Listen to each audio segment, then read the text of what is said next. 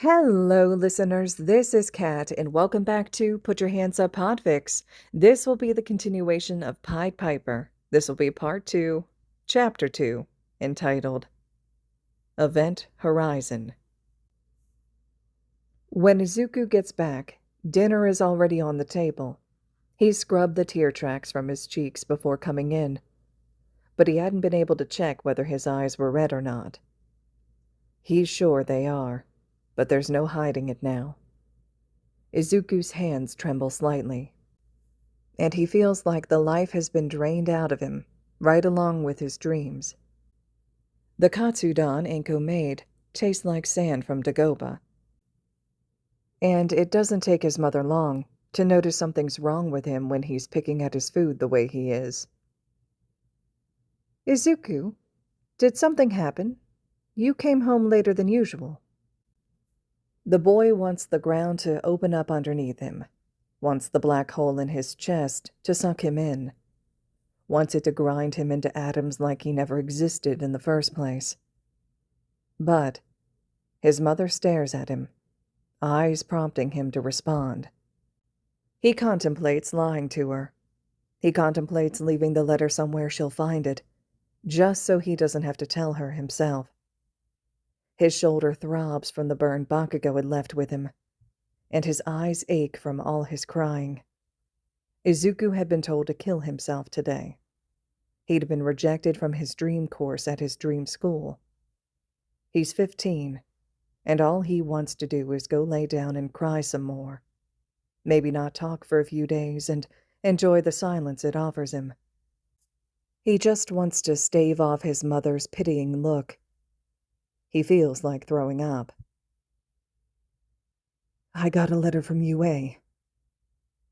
They said I should try applying for another course.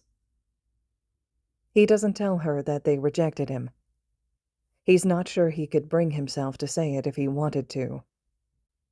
Izuku sniffles, running his jacket sleeve under his nose, tears blurring his vision as the boy stares down at the bowl of katsudon in front of him. He can hear the scraping of a chair on the kitchen tile, but refuses to look up as he wipes furiously at his eyes. Inko kneels down on the floor next to him, gently taking his hands between hers.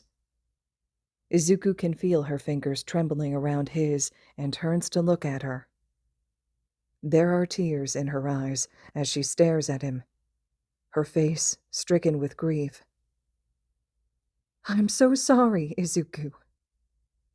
He flinches at the words, memories of a 4-year-old Izuku bubbling up with them. The words aren't ones he wants to hear, not what he needs. But he doesn't blame her. Not with the face she's making. Not with the tears that are darkening the edges of his shorts when she bows her head. He's never blamed her. Doesn't think he could if he tried. His mother is crying for him, for his dreams that the world had crushed so ruthlessly. How could he blame her for that? He'd look back on this moment in the future, thankful for her words despite the pain they'd brought with them. It was those words that inspired him to save others. Those words that inspired him to prove the rest of the world wrong. Those words that kept him running. But for now, he stays home, doesn't go to school for the rest of the week, doesn't even drag himself to the dojo to train, doesn't see the point to any of it anymore. He wakes up to nightmares during these days. Even his afternoon naps are plagued by ruthless dreams. It starts with UA's rejection letter, the nightmare acting as some sort of mordant parody of Harry Potter. Only this time he's the one hiding the letters and Bakugo's the one playing the role of Hagrid, storming into their apartment in the dead of night, with a sharp smile and a, "You'll never be a hero." When his dreams aren't about the letter, he usually finds himself standing at the top of buildings. The first time it happens, he is alone, standing on what looks like his middle school roof. He's watching the sunset when it begins morphing into one of Katsuki's explosions, and the boy comes flying out of the horizon with a grin on his face. Another nightmare has his mom there crying, telling him how sorry she is. And he doesn't know how he can tell. But she's not mourning for his dreams in this version. They're tears of disappointment. Disappointment in him, in herself for giving birth to a quirkless child. In the dream, her sobs turn to laughter. I knew you weren't good enough. You'll never be good enough. He finds himself stepping off the edge of the building. He jerks awake before he can hit the ground, throwing himself out from under his sheets and clutching at his chest as he chokes back a sob. He knows it's not real, knows that her words had been a result of his stress. But the dream had felt so real, too real, for him to look her in the eye. Midoriya needs to get out. She doesn't mean to, but the sad look his mother keeps giving him every time he comes out of his room is sickening. And now he can't even look at her without remembering the nightmare. I knew you weren't good enough. You'll never be good enough. But he holds out, trying to rein in the residual fragments of the dream. Inko makes onigiri for lunch and he tries his best to forget. That afternoon he's pulled from a nap into a new nightmare, one where Izuku finds himself at the top of UA. It's dark, the barest glimmer of starlight bleeding through Tokyo's sky. The boy never turns around, but there's an understanding that something's waiting behind him, something dark, something insatiable, something that would readily consume him if given the chance. You're a useless, quirkless thing, it hisses, not even deserving of the title human. His legs begin moving without him, and Midoriya's heart rate spikes as he tries to stop. But fighting against it is like fighting against gravity. His legs pull him to the roof's edge until there's no longer anything solid beneath his feet, and the earth begs him closer. His body obeys. He tries screaming, but his vocal cords are unresponsive. Above him the stars grow further, and he can hear Bakugo's laughter through the wind roaring past his ears. A useless, quirkless idiot. A Deku. Midoriya snaps awake on the couch, throwing himself up and into a seated position. Most of his nightmares have him waking up with either tears on his cheeks or adrenaline in his veins.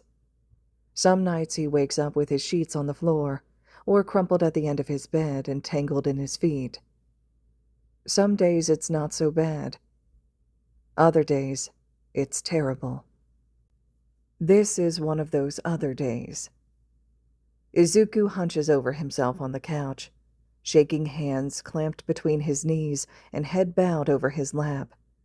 He squeezes his eyes shut and pinches his mouth closed, trying to purge his mind of the images and the words and the sensation of falling. He remembers the presence behind him and tries to shove it away, tries to lock it in a box with all his other bad thoughts. But its voice lingers in his head, even after the nightmare has faded, like it stuck its maw out of the box's lid before Midoriya had managed to fully close it. A useless, quirkless thing. The 15-year-old lets out a shaky breath and leans his head against the back of the couch.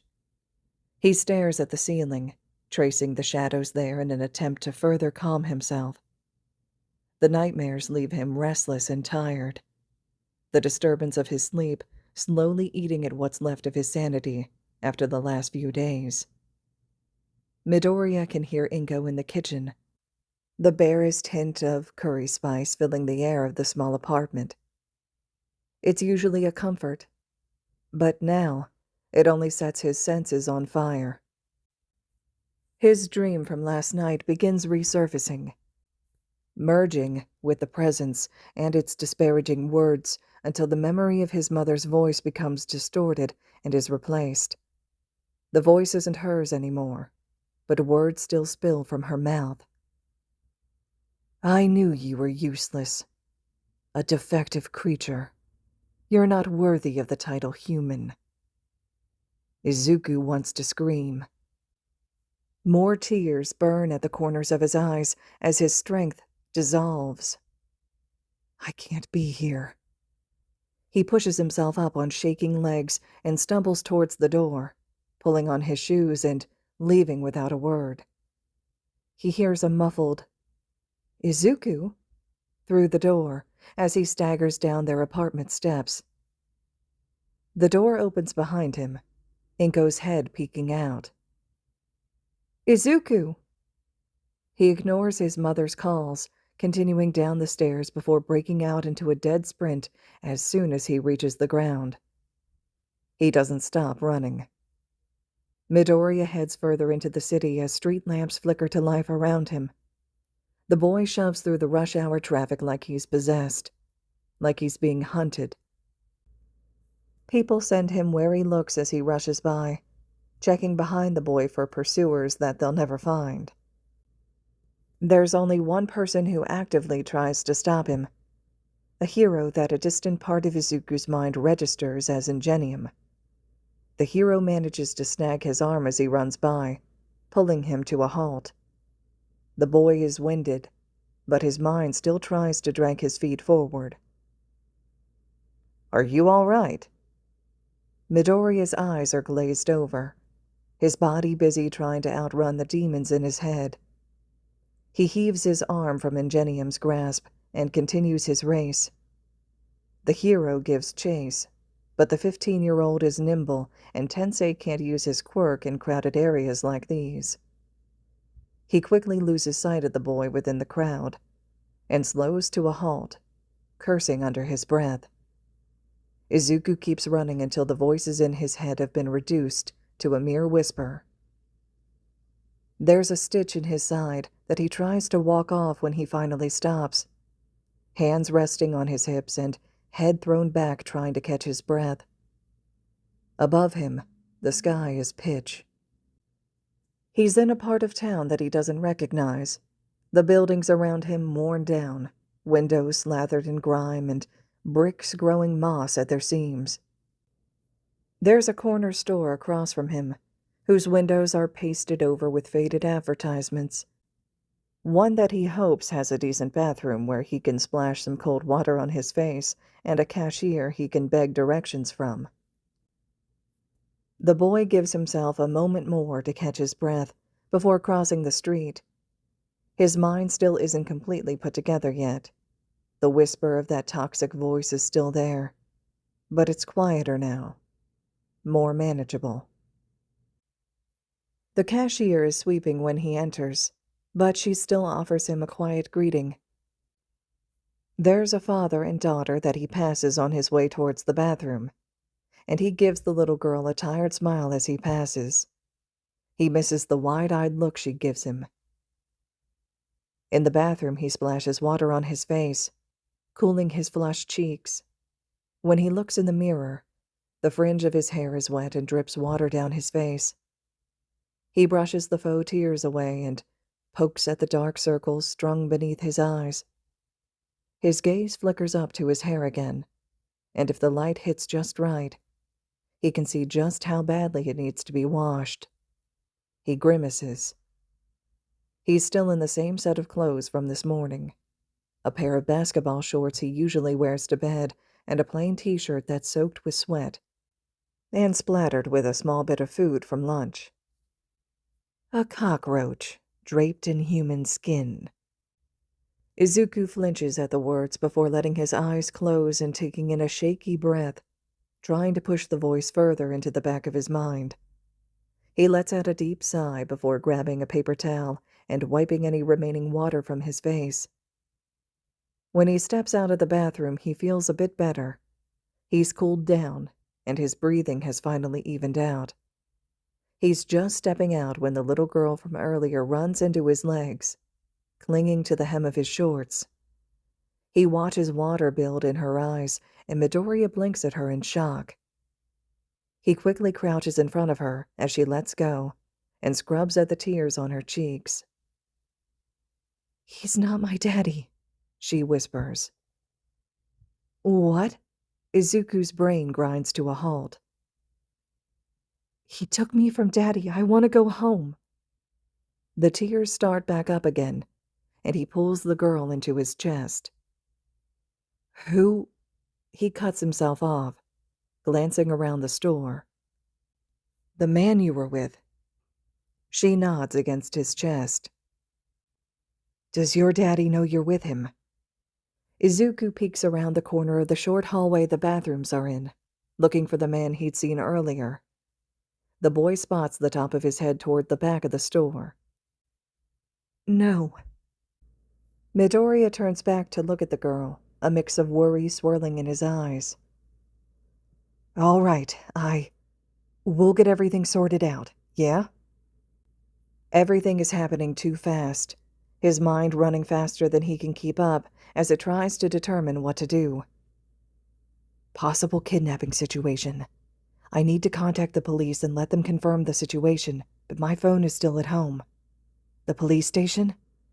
He doesn't know if they'd be able to make it across the store without being seen. And if they did get spotted, he wouldn't be able to run that far with her after his mad dash through Musutafu.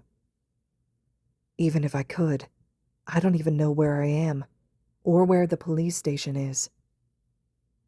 His eyes catch on the cashier who's moved behind the counter to straighten the items there. He waves at her wildly until he's caught her attention, frantically pressing a finger to his lips when she looks like she's about to speak. Midoriya checks that the man hasn't moved before he takes the girl's hand in his and rushes towards the counter. "It'd be better to avoid confrontation. Keep her out of sight. I need you to take her and hide. Call the police. I think the man she was with abducted her." He keeps his voice low and continues throwing glances over his shoulder to check where the man is. "Amy?" Midoriya's head whips around to see the man's brown hair peeking over the aisle closest to the exit, heading their way. The girl goes limp in Izuku's arms as he quickly picks her up and swings her over the counter where the wide-eyed cashier takes hold of her. His hands shake as he passes the girl. "Get down," Midoriya whispers before ducking behind the end of a nearby aisle, his heart racing. "Amy, where'd you go?" Midoriya can hear the agitation that he's trying to mask. The boy takes a calming breath before casually stepping into the aisle that the kidnapper's in, pretending to study a bag of chips to his right.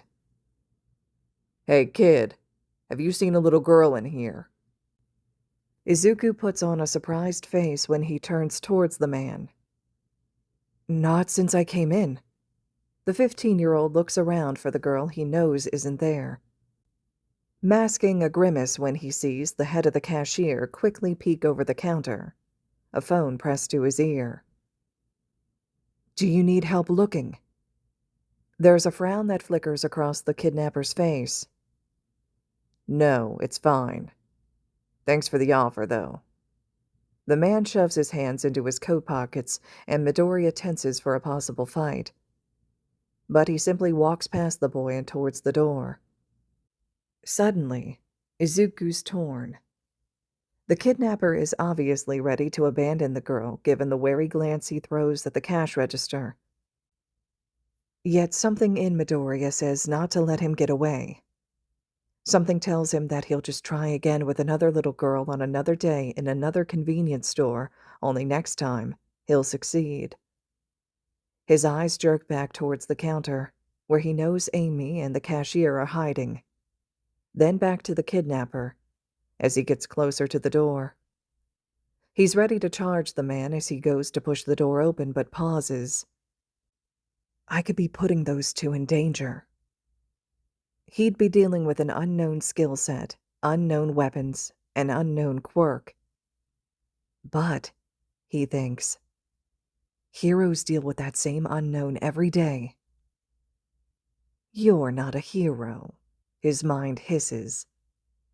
You'll never be a hero. In the end, the decision is made for him, because the man doesn't go to open the door. He goes to lock it. The soft click it makes has Midoriya immediately on edge, muscles tensing and stance shifting. "All right, brat. Come out before I kill everyone." There's a muffled whimper from behind the counter, and Izuku can't tell if it's from the cashier or Amy. Either way, it brings a manic grin to the kidnapper's face that has Midoriya's blood curdling. "You can't save anyone. You're just a Deku. This isn't the dojo. People fight back with quirks here." Maybe in another universe, he could have been able to say that his feet moved on their own. Maybe in another universe, he could say that he didn't hesitate because of the voice in his head. But maybe in another universe, that voice wouldn't have sent him running halfway across the city. Wouldn't have brought him here. Maybe in another universe, he might not have saved them. In this one, he will. He's tired, limbs shaky, whether from fear or overuse, he's not sure.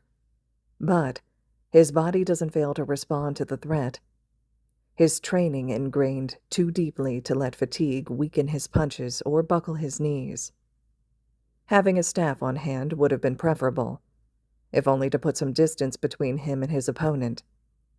But life is hardly so accommodating. Instead, he settles for the broom the cashier had left out. It's scarcely a suitable replacement, but it'll give him the distance he needs. Midoriya points the broom handle at the man, the other end tucked securely beneath his arm. "Stay where you are." The kidnapper snickers. "The hell you gonna do with a broom?" There's a cocktail of fear and determination swirling in the boy's eyes as the edges of his lips tick upward in a wobbly smile. "I wonder." The man lunges, and Izuku spins on the ball of his foot before bringing out the end of the broom from under his arm and slamming the brush cap into the side of the man's face. There's a satisfying crack of plastic against bone and a rewarding grunt of pain from the kidnapper. "I've already taken the time to call the police, so I suggest you either stay here and wait politely, or I can make you." Midoriya falls back into a defensive posture as the attacker cradles his face. Izuku can see a thin stream of blood sliding beneath the man's fingers as he looks back at the 15-year-old. "You're gonna regret doing that." "Am I? Because honestly, I'm feeling pretty satisfied at the moment." It feels like someone has mangled his brain-to-mouth filter, and he's left to wonder how those words came out of the bumbling, fear-steeped chaos that is his mind. The casual smirk on his face feels like it's made of thin glass, and his legs tremble undetectably despite his calm outward appearance. The man charges at him with his right fist drawn back. His face is twisted with fury as blood drips from a split above his brow. His form is sloppy, but Midoriya recognizes the power behind his punch. There'd been no obvious physical manifestation of the man's quirk, and Izuku hasn't noticed any indication that he's activated one. So, he leads his counterattack with the broom cap again, slamming the hard plastic into the slight bone protrusion on the kidnapper's wrist when he extends his arm, pushing it off course as Midoriya goes to sidestep the blow and sending the man stumbling past him. The impact is followed by a sharp cry of pain and muttered curses. The man cradles his wrist to his chest. Maybe it's because of the stress of the last few days, or maybe it's the buildup of unreleased spite that makes his mouth form the words. "That all you got?" His fear is slowly being replaced by anger. "You know, I've been having a pretty shitty week," Izuku spits. "I got told to kill myself, got rejected from the hero course, and I've been kept up by countless nightmares over the last few days. I just ran halfway across Musutafu, and I'm both physically and mentally exhausted. But you know what?" Midoriya asks, as a tired smirk tugs at his lips. It'll all be worth it if I get to kick your ass." This time, Izuku is the one to charge at the man, broom raised like a bat, in a way that sends the kidnapper ducking down one of the aisles. His impromptu weapon slams into one of the shelves, scattering bags of chips across the floor. Midoriya adjusts his grip on the broom as he moves into the narrow aisle to follow the man. The kidnapper grabs something off of a nearby shelf and throws a box of instant rice at the boy, that Izuku easily dodges before rushing toward the attacker.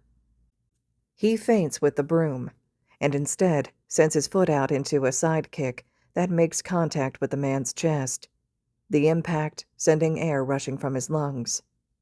Midoriya makes to pull away but finds his foot caught between the kidnapper's arms, his hands wrapped around the boy's ankle.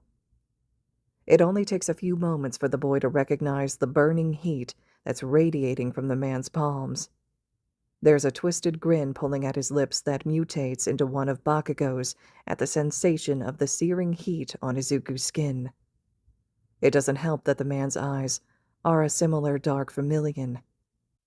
"Believe that you'll be born with a quirk in the next life and take a swan dive off the roof." There's a spike of fear that shoots through him, freezing his limbs despite the non-stop signals howling at him to pull away, pull away. Somewhere he registers the flashing red lights of a police car, reflecting off the window, shaking him out of his panic. He's not Katsuki. Midoriya grits his teeth. Katsuki's quirk burns hotter. The broom is still in his hands, but the villain doesn't seem to register it as a threat as the palms gripping his ankle grow hotter. It's a sloppy swing with the fear in his throat, but it manages to catch the man in the temple, and his grip on the boy loosens enough for Izuku to break free. The 15-year-old twists out of the hold and delivers a backside kick to the man's chin. He stumbles back, clutching his jaw, and Midoriya takes the opportunity to discard the broom and charge the attacker. Izuku's hands wrap around the back of the man's neck, pulling him down and driving a knee into his unguarded stomach. Midoriya drops his hold when the brunette hunches over. The boy takes advantage of his prone position and uses it to hurl him onto the tiled floor stomach first. Izuku quickly jerks one arm into a hammerlock while he pins the other hand to the ground with a foot, careful to avoid the kidnapper's heated palms. He can hear someone pounding on the doors and sees the cashier cradling Amy to her chest, sprinting through his peripheral toward the entrance. 2 officers rush to his aid, and Midoriya warns them of the man's quirk as they take his place and lock a pair of quirk-suppressing cuffs around his wrists. Izuku watches as the 2 drag him out to the police car outside, shoving the man into the back seat. Another car pulls up behind them, 2 more officers stepping out. One of the original cops point them in his direction. There's a female officer that breaks away to talk with Amy and the cashier, and a man with 2 small horns that approaches Midoriya. "My name is Officer Fujimori. Do you mind if I ask you a few questions?" "That man," Izuku states instead, eyes glued to the first police car. "He'll probably need medical treatment." Now that everything's over, Izuku feels his hands start to shake.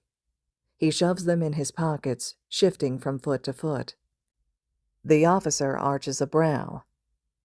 I didn't know what his quirk was, so I couldn't afford to pull any punches.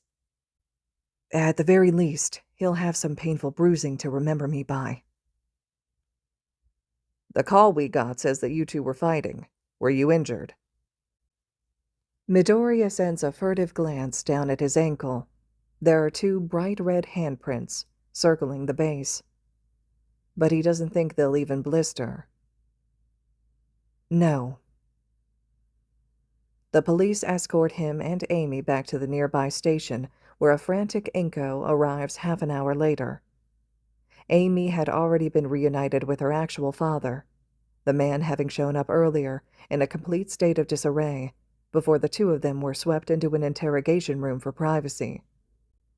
He'd been running through a few details with Officer Fujimori in a different interrogation room when his mother barges in.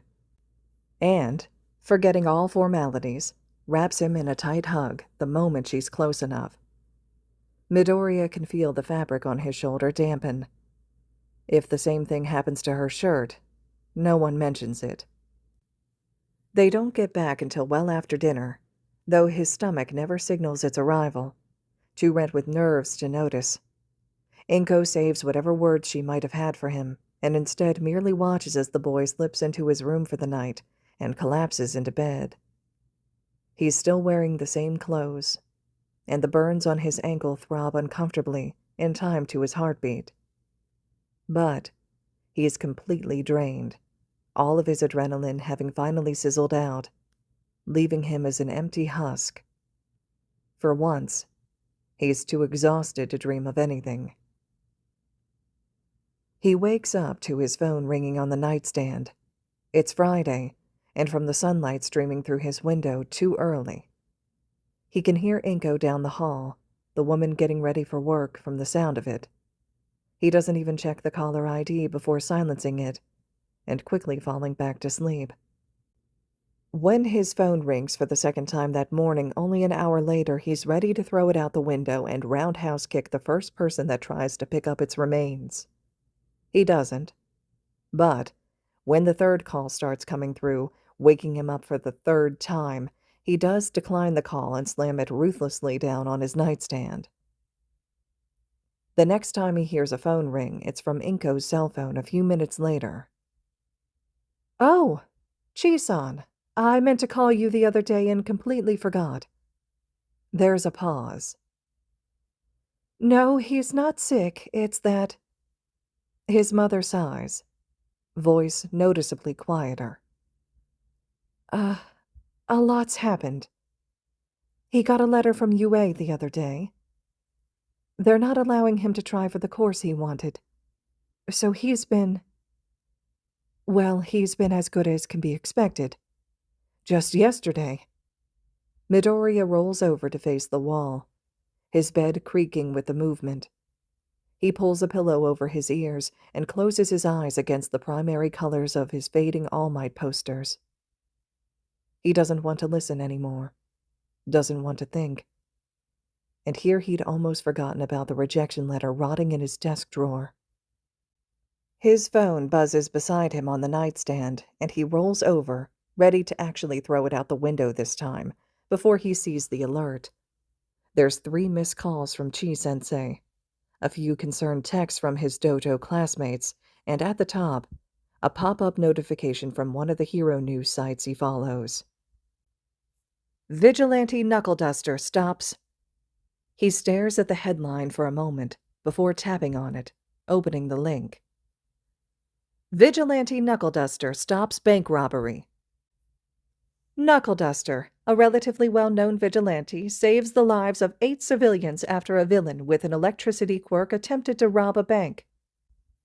Witnesses say that no heroes had yet to arrive on scene when the vigilante appeared, easily taking out the culprit after a short fight following the villain's attempt to take several men, women, and children hostage.